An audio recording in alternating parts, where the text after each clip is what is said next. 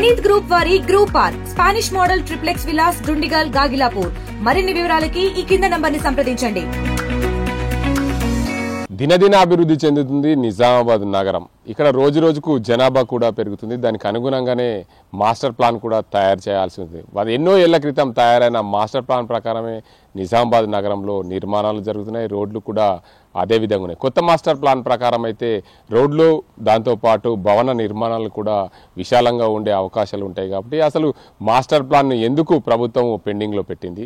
గత కొన్నేళ్ల క్రితం మాస్టర్ ప్లాన్ అని చెప్పి తెరపైకి వచ్చింది, కానీ అది అలాగే పెండింగ్లో ఉండడానికి గల కారణాలంటే నిజామాబాద్ నగరం దినదిన అభివృద్ధి చెందాలంటే మాస్టర్ ప్లాన్ ప్రకారమే అభివృద్ధి చెందాల్సిన అవసరం ఉంది. దీనికి అందరికి సంబంధించి నిజామాబాద్ నగరం అభివృద్ధి చెందాలి, కొత్త మాస్టర్ ప్లాన్ రావాలి, ఎలా ఉండాలి అనే అంశానికి సంబంధించి నిజామాబాద్ నగరంలో నివసిస్తున్న సీనియర్ సిటిజన్స్ ఉన్నారు. వారు సార్ చెప్పండి, ముఖ్యంగా నిజామాబాద్ నగరం ఎన్నో ఏళ్ల పాత మాస్టర్ ప్లాన్ ప్రకారమే అభివృద్ధి జరుగుతుంది. నిజామాబాద్ కార్పొరేషన్ కూడా అయింది. కార్పొరేషన్ అయిన తర్వాత కూడా కొత్త మాస్టర్ ప్లాన్ అమలు కాకపోవడం, ప్రభుత్వ అధికారులు దీనికి రాష్ట్ర ప్రభుత్వం కూడా నిర్లక్ష్యం కొట్టచ్చినట్లు కనిపిస్తుంది. అసలు మాస్టర్ ప్లాన్ ఏ విధంగా ఉండాలి? ఇది 1974 సంవత్సరంలో నిజామాబాద్కి ఒక మాస్టర్ ప్లాన్ తయారు చేశారు. అప్పుడు జనాభా 1,34,000. తదనంతరము ఇవాళ మనం 4.5 లక్ష జనాభాతో ఉన్నాం. అంటే 3.5 లక్ష అఫీషియల్గా ఉంటుంది. 1 లక్ష మంది పక్క రాష్ట్రాల నుంచి వలస కార్మికులు కావచ్చు, ప్రజలు కావచ్చు, రావటం పోవటం, మొత్తం మీద ఒక 4,5 లక్షల మంది నిజామాబాద్లో నివసిస్తూ ఉన్నారు. అయితే ముఖ్యంగా ప్రతి నగరానికి అభివృద్ధికి మాస్టర్ ప్లాన్ అనేది చాలా అత్యవసరం. 1974ది ఇవాళ 50 సంవత్సరాలైనా కూడా మాస్టర్ ప్లాన్ని తిరిగి తయారు చేయటంలో ఖచ్చితంగా ప్రభుత్వం వైఫల్యం ఉందని చెప్పుకోవచ్చు.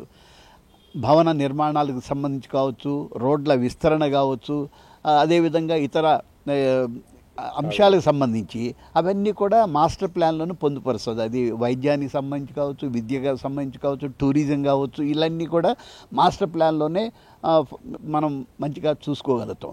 అయితే 2018లో నిజామాబాద్ నగరానికి సంబంధించి ఒక సిటీ మాస్టర్ ప్లాన్ తయారు చేశారు. అదే డ్రాఫ్ట్ మాస్టర్ ప్లానే. దాని దాదాపు 60 లక్షల పైగా దానికోసం ఖర్చు పెట్టారు. కేవలం వాళ్ళంతా కూడా ఇళ్ళ లోపల ఏసీ రూముల్లో కూర్చొని శాటిలైట్ ద్వారా ఈ మాస్టర్ ప్లాన్ తయారు చేశారు. ఫీల్డ్ విజిట్ కానీ మార్గదర్శక సూత్రాలు ఉన్నాయి. మాస్టర్ ప్లాన్ ఎలా తయారు చేయాలనే దానికి సంబంధించి కేంద్ర ప్రభుత్వం కొన్ని మార్గదర్శక సూత్రాలు ఇచ్చారు. అదిగా చట్టం కూడా ఉంది. 1920 బ్రిటిష్ వాడు తయారు చేసిన చట్టం కూడా ఇప్పటికి కూడా అమల్లో ఉంది. ఆ చట్ట ప్రకారం కూడా ఎవరైతే మాస్టర్ ప్లాన్ తయారు చేయాలనుకుంటున్నప్పుడు ఖచ్చితంగా కమ్యూనిటీ ఎవరైతే ఉన్నాయో వాళ్ళతో మాట్లాడాలని, అదే సివిల్ సొసైటీతో మాట్లాడాలని, అదేవిధంగా ఇతర సంఘాలతో మాట్లాడాలా ముందుగానే. ఆ తర్వాత డ్రాఫ్ట్ మాస్టర్ ప్లాన్ తయారు చేసిన తర్వాత కూడా వాటన్నిటిని కూడా గల్లీల్లో ప్రదర్శన చేసి వాటిని మీద అభిప్రాయాలు, అభ్యంతరాలు ఇవన్నీ తీసుకోవాలి. ఇది ఒక ప్రొసీజర్ ఉంది. కానీ ఈ ప్రొసీజర్ కూడా ఫాలో కాకుండా 2018లో ఒక మాస్టర్ ప్లాన్ తయారు చేశారు. 154 జీవో ప్రకారంగా దాన్ని ఇప్పటికీ పెండింగ్లో ఉంది. పెండింగ్లో పెట్టి అంటే 50 సంవత్సరాల క్రితం చేసిన 1974 మాస్టర్ ప్లాన్లోనే ఇప్పుడు అమల్లో ఉంటా ఉంది. ఎక్కడ రోడ్ల విస్తరణ కావటం లేదు. మీరు గాంధీ చౌక్ తీసుకోండి, లేకపోతే నెహ్రూ పార్క్ తీసుకోండి, అక్కడి నుంచి రైల్వే స్టేషన్ వరకు ఎంత రద్దీ ఉంటుందో మీరు ఆలోచించండి. అవి కొన్ని దురదృష్టం ఏంటంటే కొంత ప్రజాప్రతినిధులకు సంబంధించినటువంటి ల్యాండ్స్, వాళ్ళ వెంచర్స్, వీళ్ళకి సంబంధించి ఆ వెంచర్స్లో పోవాలంటే కాలనీస్ ఉంటే కూడా ఆ కాలనీలను కూలగొట్టి వాటిని 80 ఫీట్లు పెట్టాలా, 100 ఫీట్లు పెట్టాలా అని చెప్పేసి వాళ్ళు వెంచర్ల కోసం వాళ్ళకి లాభం చేకూర్చే విధంగా ఇలాంటి ప్రతిపాదనలు కూడా పెట్టడం జరిగింది. దీన్ని మేము వ్యతిరేకించాం. అదేవిధంగా ప్రభుత్వానికి రిప్రజెంట్ చేసాం. అయితే అది అట్లానే ఉంది. ఇప్పుడు నూడా వచ్చింది. నూడా కూడా 2021 అనుకుంటా, 21లో నూడా మాస్టర్ ప్లాన్ కూడా ఇచ్చింది. కానీ ఇవాళ 4 సంవత్సరాలైనా కూడా ఆ మాస్టర్ ప్లాన్ అమల్లోకి రాలేదు. మేము ఇప్పటికి కూడా ప్రభుత్వాన్ని కోరేది ఏమిటంటే మాస్టర్ ప్లాన్ నిజామాబాద్కి అవసరం కూడా. అయితే అవసరం కాబట్టి ప్రజల అభిప్రాయాలు తీసుకొని ఆ ప్రజాభిప్రాయ సేకరణ చేసి ఏదైతే మార్గదర్శక సూత్రాలు ఉన్నాయో అది కేంద్ర ప్రభుత్వం ఇచ్చినవి కావచ్చు, రాష్ట్ర ప్రభుత్వం ఇచ్చినవి కావచ్చు, వాటికి అనుగుణంగా ఇవాళ రోడ్లు నిర్మాణం కావచ్చు, ఇవన్నీ కూడా చేయాలి అనేది మా యొక్క ఉద్దేశం. అదేవిధంగా కొన్ని చోట్ల 1974లో ఒక రోడ్డు ప్రతిపాదించారు. ఉదాహరణకి మనకి 100 ఫీట్ రోడ్ అనేది ఒకటి వినాయక నగర్ నుంచి పులాంగ్ వాగు మీదుగా రేడియో స్టేషన్ నుంచి అప్ టు బోధన్ రోడ్డు వరకు ఒక 100 ఫీట్ల రోడ్డు 1974లో చేశారు. అదంతా కూడా పట్టా భూమి. మరి ఆ పట్టా భూమిని నువ్వు రోడ్డుగా మార్చాలి అనుకున్నప్పుడు, రోడ్డు వేయాలనుకున్నప్పుడు ఖచ్చితంగా ఆ పట్టాదారులతోటి వాళ్ళకి ల్యాండ్ ఎక్వియేషన్ గురించి కావచ్చు, లేకపోతే ఇతర వాళ్ళకి ఇచ్చేటటువంటి కాంపన్సేషన్ కానీ ఇవన్నీ కూడా మాట్లాడాలి. 74 నుంచి ఇప్పటి వరకు అంటే 50 సంవత్సరాలైంది. ఇంతవరకు ఆ రోడ్డు మార్గంలో ఉన్నటువంటి వాళ్ళకి ఎవరికి కూడా నోటీసులు ఇవ్వటం కానీ, లేకపోతే ఆ మార్గంలో ఉన్నటువంటి స్థల యజమానులు ఎవరైతే ఉన్నారో వాళ్ళ రిజిస్ట్రేషన్స్ చేయొద్దని చెప్పి కానీ ఇట్లాంటివి ఏం చేయలేదు. దీని మూలంగా ఏంటంటే అమాయకులు, మధ్యతరగతి వాళ్ళు తక్కువగా వస్తుందనో లేకపోతే దూర ప్రాంతం అలా ఉద్దేశం తీసుకొని వాళ్ళు కొనటం, ఇప్పుడు ఆ రోడ్డు వస్తుంది ఆ ప్లాట్ల మీద కానీ సరికి చాలామంది ఇబ్బంది పడుతూ ఉన్నారు. కాబట్టి మేము ప్రభుత్వాన్ని విజ్ఞప్తి చేసేది ఏమిటంటే, ఎప్పుడో 74లో తయారు చేసినటువంటి 100 ఫీట్ రోడ్డు ఏదైతే ఉందో అది వినాయక నగర్ నుంచి రేడియో స్టేషన్ మీదుగా పులాంగ్ వాగు వరకు మీదుగా ఇవన్నీ కూడా ఇది ఇవాళ అది అప్రస్తుతం. ఎందుకంటే జనాభా 3.5 లక్షలు 4 లక్షలు పెరిగింది. ఎప్పుడో 1,30,000 మంది ఉన్నప్పుడు తయారు చేసిందా ఇవాళ ఇది వ్యాలిడిటీ ఉండదు. కాబట్టి ఇవాళ ప్రజలకి ఏదైతే అవసరమో ప్రజాభిప్రాయ సేకరణ చేసి వారికి ఏవైతే అవసరాలు ఉన్నాయో ఆ అవసరాలకు తగిన విధంగా మాస్టర్ ప్లాన్ను తయారు చేసి అది ప్రజల ఆమోదం పొందాలని చెప్పేసి మేము ప్రభుత్వాన్ని విజ్ఞప్తి చేస్తున్నాం. దీని ప్రకారం అయితేనే నిజంగా ఈ మాస్టర్ ప్లాన్ యొక్క ఉద్దేశం ఏదైతే ఉందో లేకపోతే ఫలితాలు ఏవైతే ఉన్నాయో అందరికీ అందుబాటులో వస్తాయని చెప్పేసి మేము అభిప్రాయపడుతున్నాం. సార్ చెప్పండి, ముఖ్యంగా నిజామాబాద్ నగర జనాభా రోజు రోజుకు పెరుగుతుంది. 1974 మాస్టర్ ప్లాన్ ప్రకారం అయితే 1.5 లక్ష జనాభా ఉంది. కానీ ఇప్పటికి వచ్చేసరికి 4.5 లక్షల జనాభా పెరిగింది. ఈ జనాభా ప్రకారము రోడ్ల విస్తరణ కానీ, తాగునీటి కానీ, వైద్యం కానీ వీటన్నింటికి కూడా సౌకర్యం కల్పించాలి రాష్ట్ర ప్రభుత్వము, జిల్లా యంత్రాంగం. నగరపాలక సంస్థ ఆధ్వర్యంలో ఏదైతే జరుగుతుందో అభివృద్ధి పూర్తిగా కుంటుపడిందని చెప్పొచ్చు. గత 5 ఏళ్ల నుంచి గత 5 ఏళ్లకు ఇప్పటికీ పోల్చుకుంటే ఎక్కడ కూడా గతంలో స్ట్రీట్ లైట్లు అందంగా కనిపించేది. ఇప్పుడు కదా నిజామాబాద్ నగరంలో అసలు వీధి లైట్లే లేకుండా పోయిన పరిస్థితి ఉంది. దాంతోపాటు నిజామాబాద్ నగరం సంవత్సరంన్నర కాలంగా కూడా ఎక్కడ కూడా అభివృద్ధి అనేది జరగట్లేదని చెప్పి స్థానికంగా ఉండే ప్రజలు కూడా అభిప్రాయపడుతున్నారు. మీ అభిప్రాయం ఏంటి? నిజామాబాద్ నగరం ఎప్పుడూ అభివృద్ధి చెందాల్సింది. కానీ ఇక్కడ ఉన్నటువంటి రాజకీయ నాయకులు కావచ్చు, ఇంకొకటి కావచ్చు, దీని అభివృద్ధికి ఆటంకంగా మారటం వల్ల కానీ ఏదైనా కానీ అభివృద్ధి అనేది జరగక ఇదైపోయింది. ఇవాళ ట్రాఫిక్ చూస్తే, ఇవాళ నిజామాబాద్లో ట్రాఫిక్ చూస్తే ఖలీల్వాడి ఏరియాకి పోతే మనం అసలు అక్కడ చీమ చూడటం కూడా సందు ఉండదు. అలాంటి రోడ్లు అయిపోయినాయి వాటిని.